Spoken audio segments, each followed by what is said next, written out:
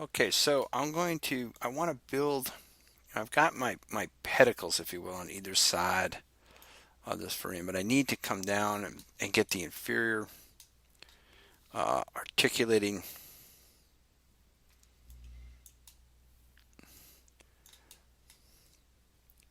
surface there, and I need the spinous process. So I'm going to simplify some of these faces here. I don't want quite all of this right now. So I'm going to double click and hold shift again and double click. So what I've done is I've got an edge loop. When you double click on an edge, it gives you all the edges in that loop. That's the continuous connection. So you see those orange lines are my edge loop. Now I cannot say delete them. I have to go up in here and say delete edge vertices. Otherwise I'll get vertices, the lines will go away, the edges will go away, but the vertices will be left floating on these faces, and they'll cause you a problem when you try to render.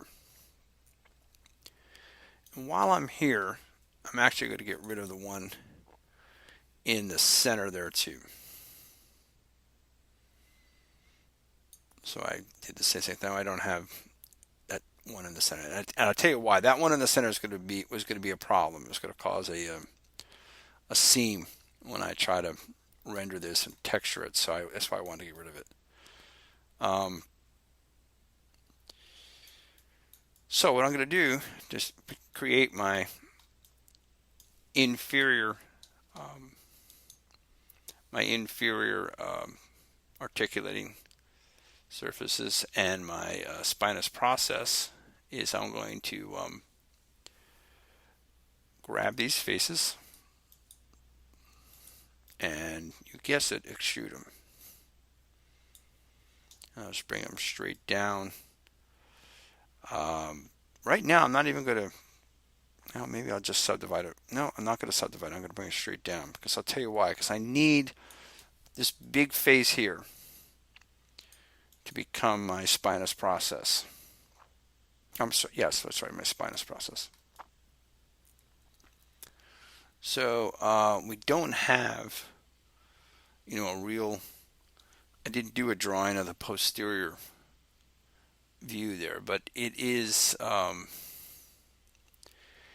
spinous process is going to come down from the top. come down from the, come down right actually from here. So we're going to need to deal with that a little bit as well. And I can't get rid of this edge, you can see, because if I did, it would start to interfere with these other.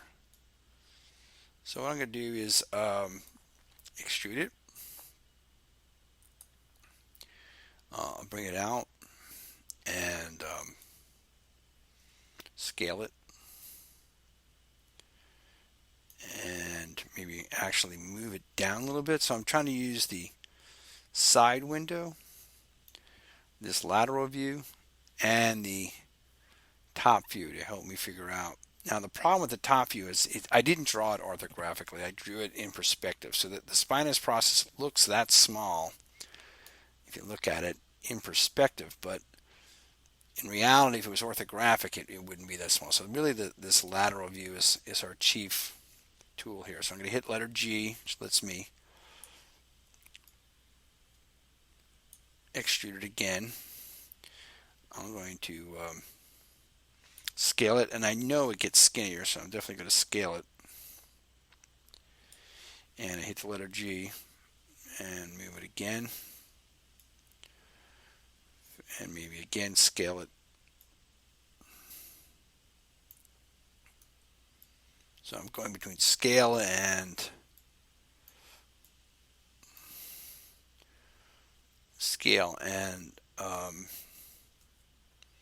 move to get it positioned. Letter G again, and it comes out like, it seems like everything always has a wee bit of expansion, the bone here at the tip. So now I will scale it out a little wider and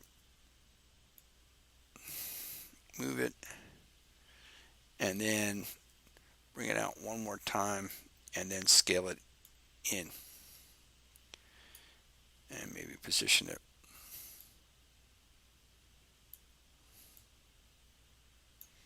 Okay, so there you go. You get kind of a good feeling. Now, like I said, you don't see this kind of flat wall here when you look at the actual bones. So what we're going to have to do is well, you're going to see, but what we're going to have to do is take this edge and probably bring it forward. And actually what we probably want to do is actually take this whole face and bring it forward a little bit. And you can see what I'm looking at again now as I'm looking at my top view. It looks like I could scale that because it gets a little narrower. And maybe even bring it down just a little bit. And then take this edge and bring it up and perhaps back and scale it a little bit in. So we get kind of that kind of scoop, that descending plane, if you will, that you see coming off. So now we have these over here are the start of our inferior articulating surface. We can want to grab, say, face and grab these two faces. I'm sorry, not move them, we want to extrude them.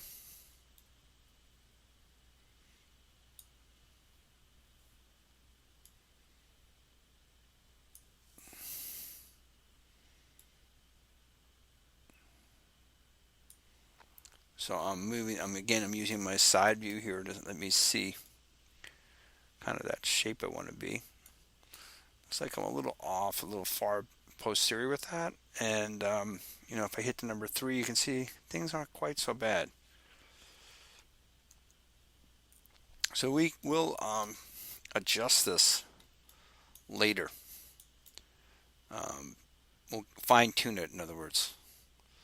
Maybe get this edge right here. Now, see, I don't have the luxury now of having the instance, right? So I can't just you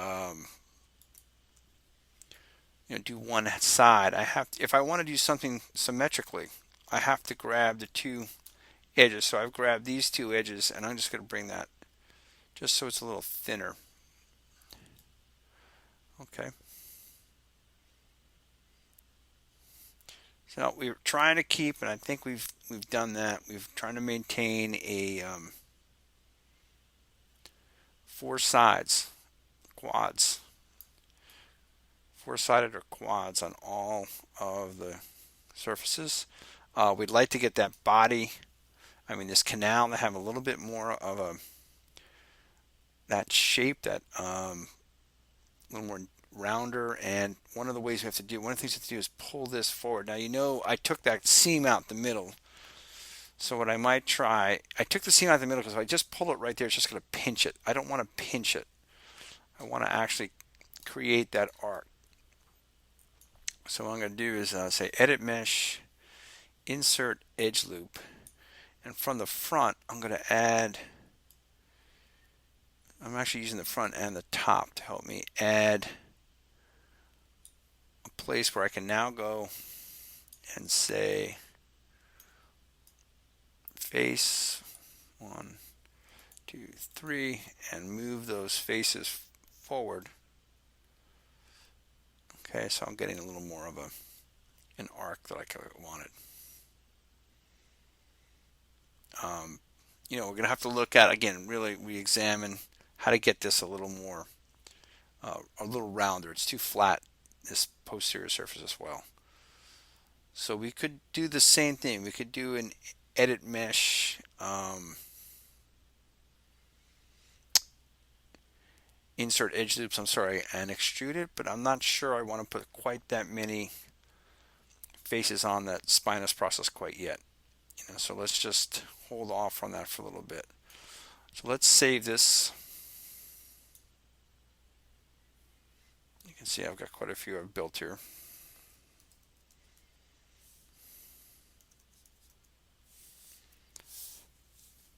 Let's call this something better than that. Let's call this prototype T6. So I want to make sure I keep in mind that this is just a placeholder. Let's see what it looks like with the 3. So we've got a lot of like soft gooey stuff, but look how the canal pretty much gets pretty close to what we want. It's got a little bit of that, really got a fairly close, so we don't really need to do too much, I don't think. I was talking about I'd have to maybe work with that back wall, but I maybe don't have to. And maybe even if I expand or scale those 3 faces down there a little bit, I can get even a little more of that canal shape. So I think that looks pretty good. So we'll work on, like I said, we'll work on that when we want to get a more accurate model. But there's one thing I want you to work on before you give up on this, before you start using this as your placeholder. It's important that you know it fits with another one, with the one immediately below it. So if you duplicate it and move the duplicate either up or down, doesn't really matter. So there's got to be a space for the disk, and the inferior and superior faces have to fit. Now, I think there's a little bit, they don't slide bone on bone. There's obviously got to be some cartilage, very thin cartilage on there. So if we look at it, you see there's going to be a wee bit of a gap. But I think that's okay. I think that's not, again, for the placeholders, I think that's all we need. All right, so we just want to make sure that we have, a way of constructing this. Now, what I could do is, if you want to close that down, I think the top one, the superior articular facet is a bit thick. So I don't want to work with it much. I wouldn't want to modify it much, but the inferior one seems to be, maybe a little thin. So maybe I could grab the face here and here, and here, and pull that forward a little bit, and maybe grab this edge and just pull that edge and maybe scale it. Now I don't want to do that. I don't like the crookedness of that. Let's get rid of that duplicate and do it again.